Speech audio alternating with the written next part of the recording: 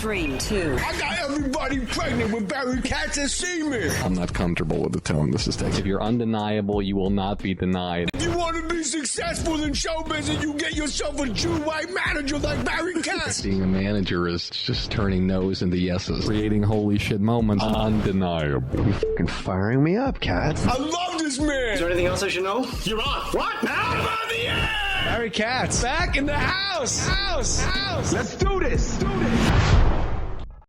Hey everybody, welcome back to another episode of Industry Standard with me, Barry Katz, another version of Questions Answered, which I like to do once every month to answer all of the questions that you may have for me and that can help you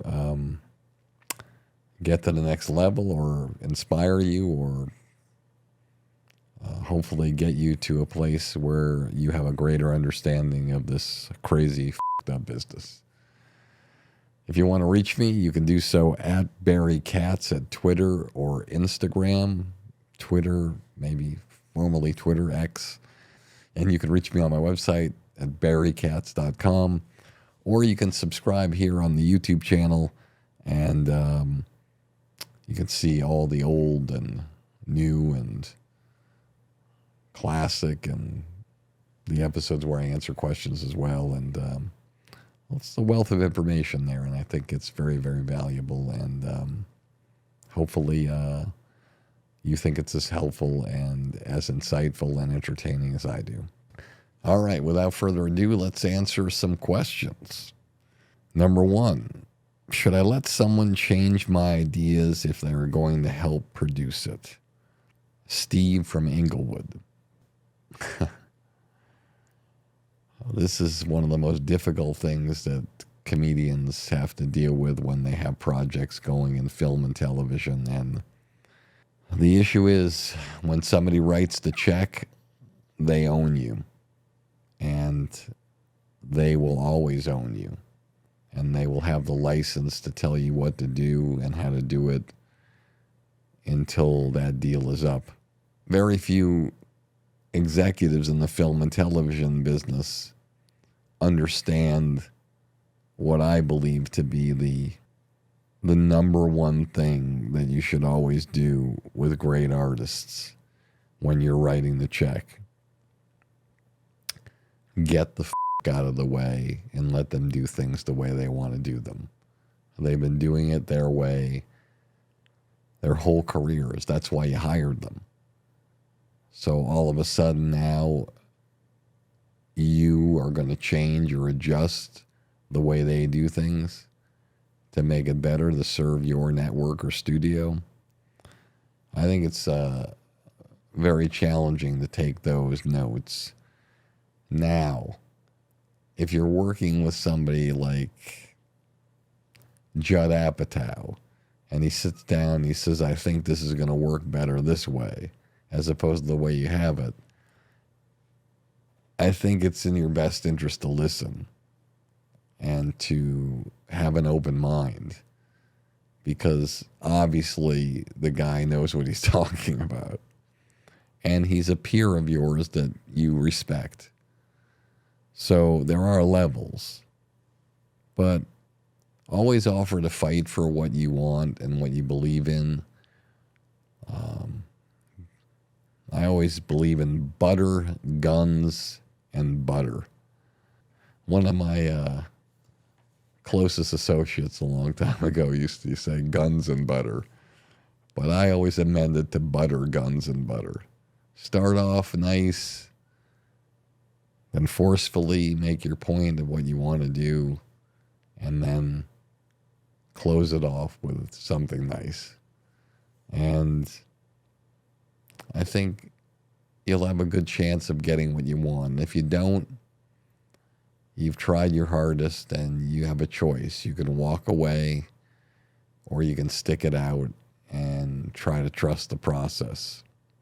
And hopefully your instincts will guide you on which way to go. But always my initial instincts are, why should you change things for somebody? It It just doesn't make sense. They don't know you. They hired you for what you do. So fight for what you believe in, pick your battles, and don't walk away unless you absolutely have to. Next question. Why is confidence important in comedy? Lynn in Silver Springs, Maryland. I mean, confidence is everything. I mean, it's your salesmanship. It's life is a sale. If you're confident, everybody wants to be around you. Everybody believes in you. You can talk anybody into anything. And as a comedian, confidence gives you the right to perform your material, sell your material, and get people on board to follow you in social media, all throughout all platforms, YouTube channels, in books and in TV and anything. Confidence is what does it all the way. I mean, is there any artist out there that doesn't have confidence that's doing really well? I don't think so. I was just listening to a song on the way over here, and many people might say it was too much, but I was listening to Alicia Keys' version of Empire State of Mind with Jay-Z. And, you know, he was talking about how he's the next Sinatra and how he is, the Yankee cap is known more for him than Yankees who wear the cap. And, you know, people might say that's a little cocky, but he backs it up. And confidence is something that even if you don't have the material or the skill set yet, when you go up, people get excited. They feel like they want to invest in you because they feel like you're giving everything you have, as opposed to somebody who's doubtful and weak. You got to captivate the audience. In order to captivate the audience, you got to have confidence.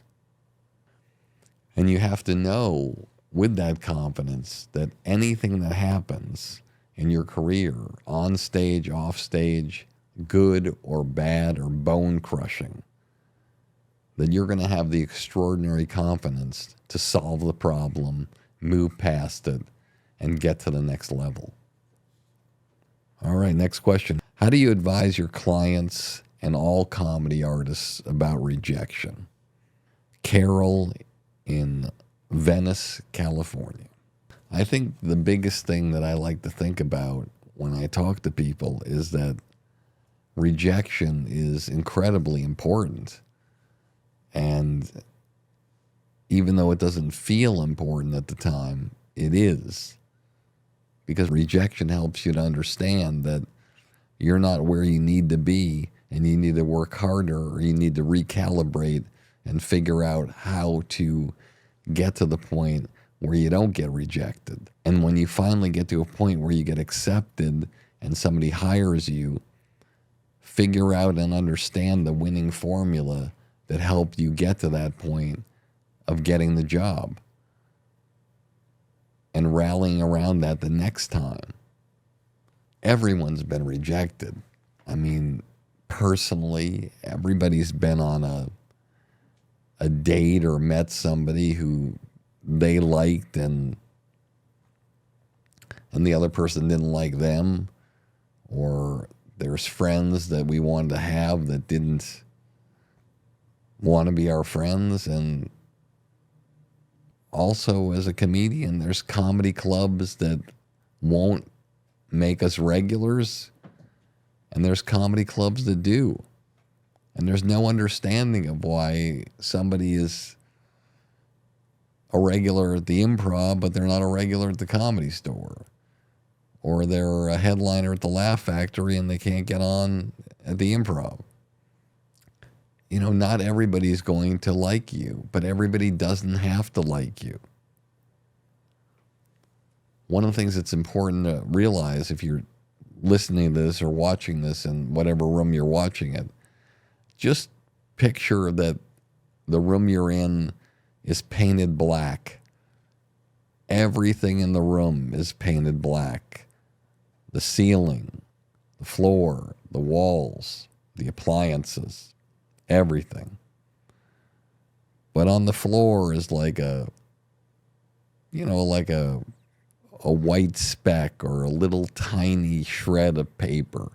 I always believe, and I always like to say to any artist that'll listen, if you pretend that that room you're in that's all black is the world, and that speck of paper on the floor is your career and how many people in the world are rallying around you and love you and believe in you, you're going to be a fucking multi-millionaire.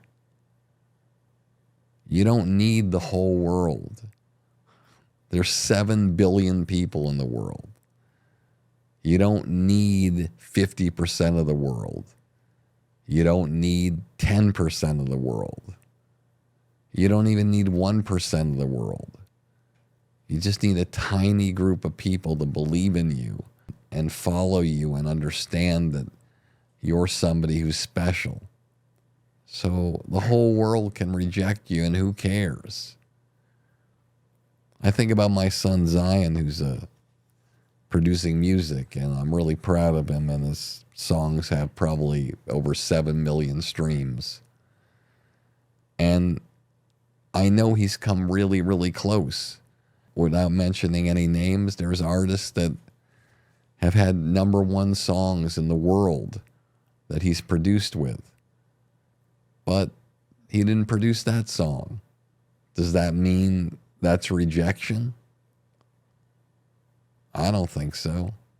He's so close. But I can't tell him that it's not rejection. And if he feels like it's rejection, I'm not going to stop him from feeling that way, because I know that that's a feeling that will help drive him to try to produce one of the songs or more opportunities he'll have to get on one of those hit songs. But at the end of the day, he could make 1,000 songs and 999 suck, and they're horrible and nobody wants them and nobody cares, and people tell him he's not good. And then he does that one song that's extraordinary, that changes the world, changes his life forever. And if he chose to, he'd probably never have to work another day in his life. But knowing him, he wouldn't choose that.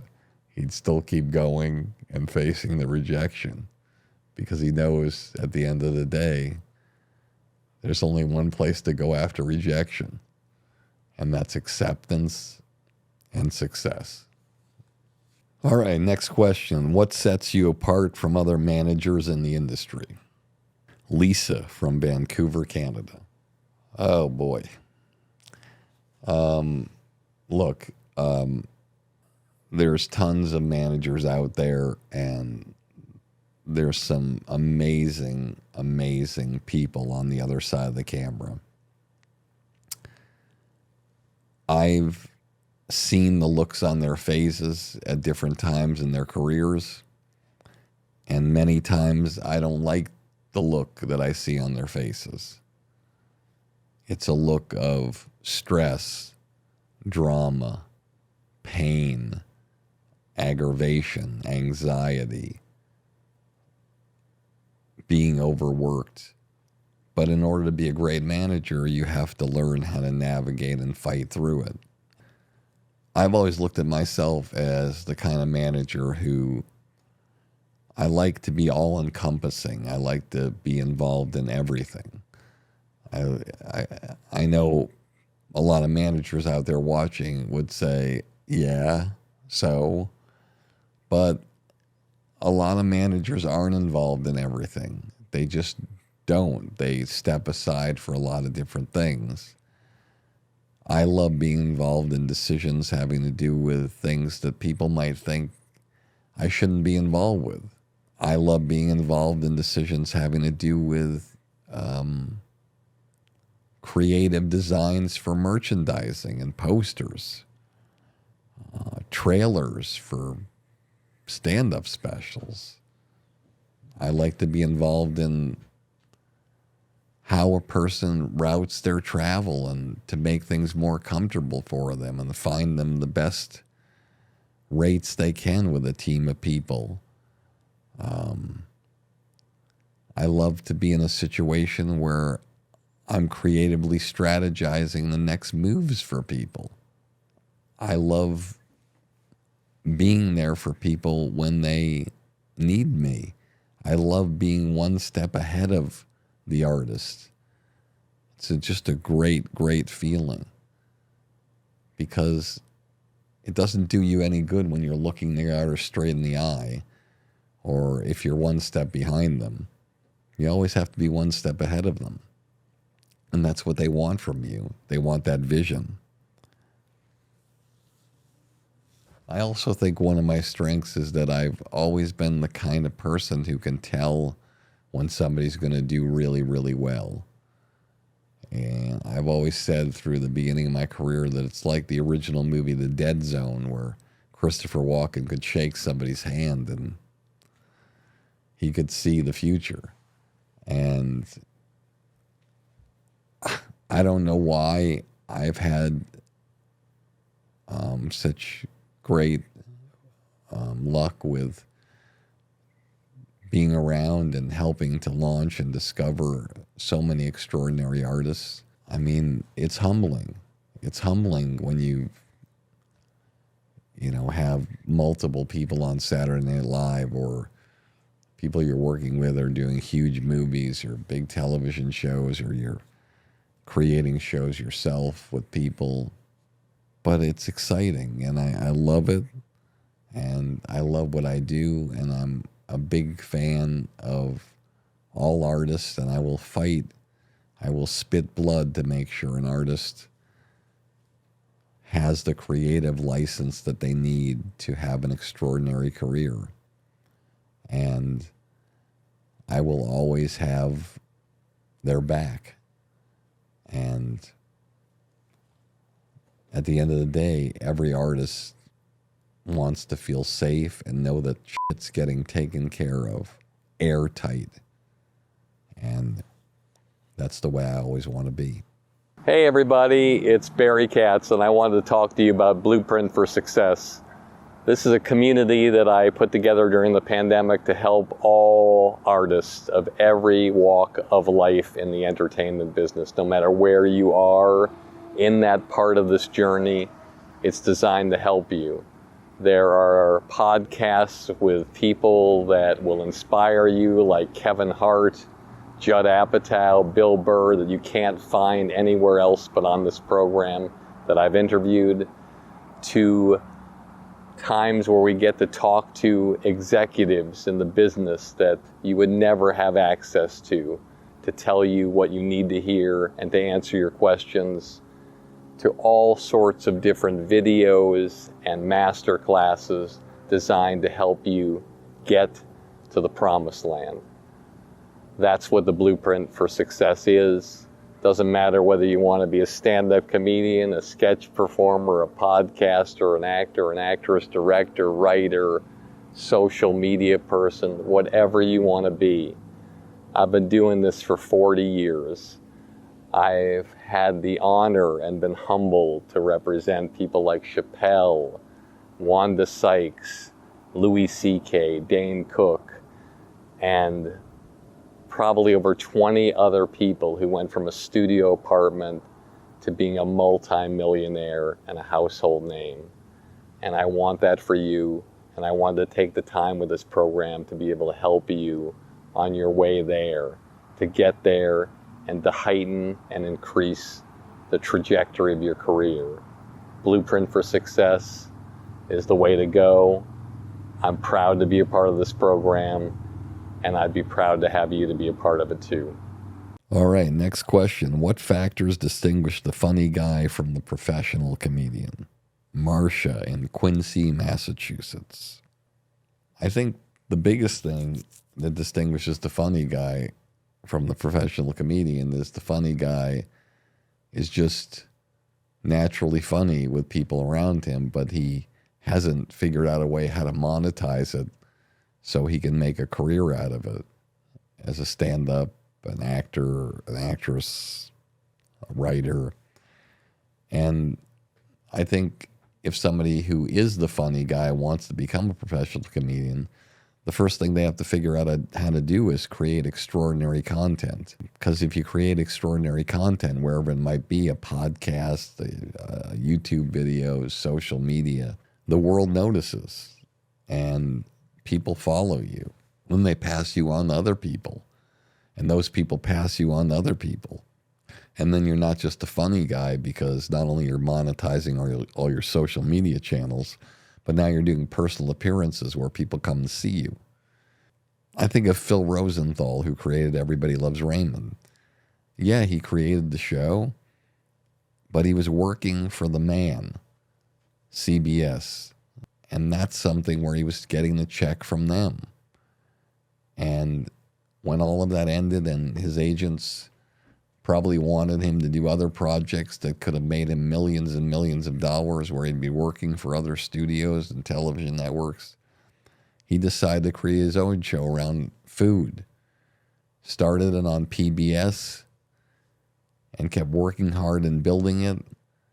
His IP, his creation, what he wanted to do, not what other people wanted him to do.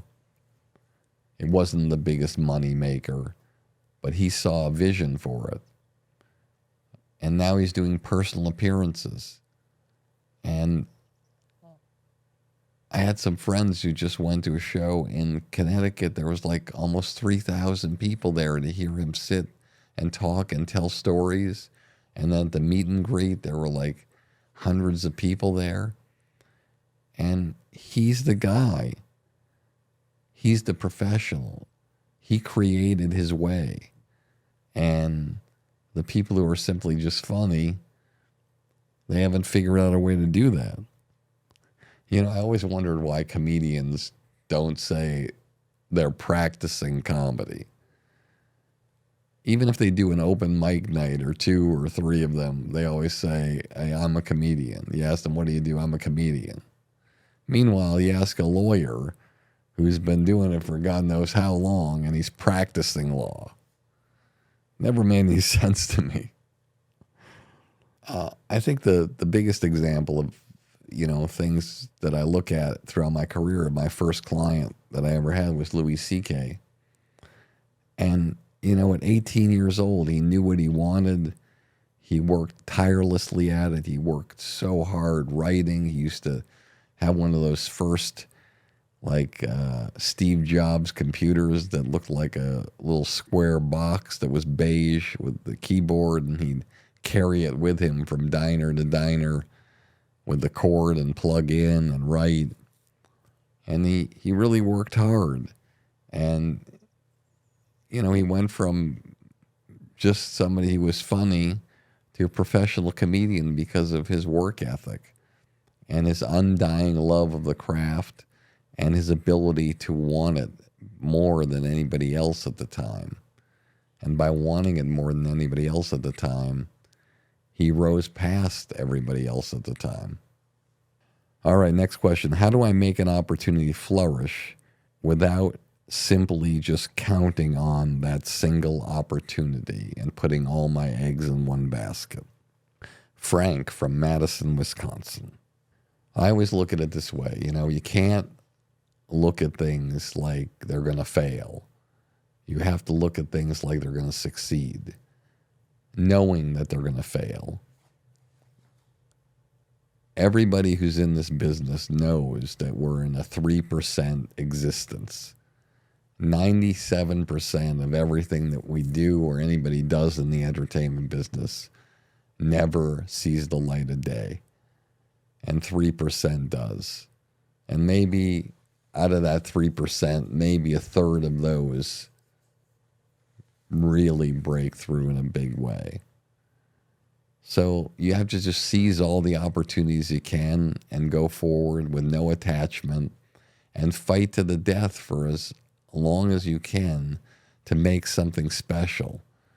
And then if it doesn't go, keep it, put it on the shelf, and then work on the next project that's going to go. And if that doesn't go, keep the second project for when you make it, and then go out with the third one. And then when you finally sell one and you become highly successful, you can go back to the other scripts that people rejected that are no longer working at those companies and make those hits. I always say it. I've said it from the beginning since I started, and it applies to this. If you're undeniable, you can't be denied. Next question. Do happy, well-adjusted comedians exist? Dawn from Scottsdale, Arizona. I have met very, very few well-adjusted comedians. That's normally not what makes them funny. There's always something broken inside or something that is troubled or some darkness inside them that drives them to where they are. There are exceptions, probably I don't know him as well as he knows himself, but, probably along the way, Jerry Seinfeld was one of the most well-adjusted people that I ever met. But for the most part, the funniest people in the world are the ones that have gone through the most challenging situations you can ever imagine. And they come out on the other side in a big way. I know in success, a lot of comedians are very, very happy with what they're doing and very proud of what they're doing. But on the way up, it's a very challenging road. But throughout it all, I see a lot of really happy, well-adjusted people even going through the dysfunction that they go through to get where they want to go. So I hope that answered your question. Last question. What are your thoughts on dark, edgy comedy? Chuck from San Francisco. Oh, I love dark, edgy comedy. I've always loved it. Bill Hicks was one of my favorite comedians of all time.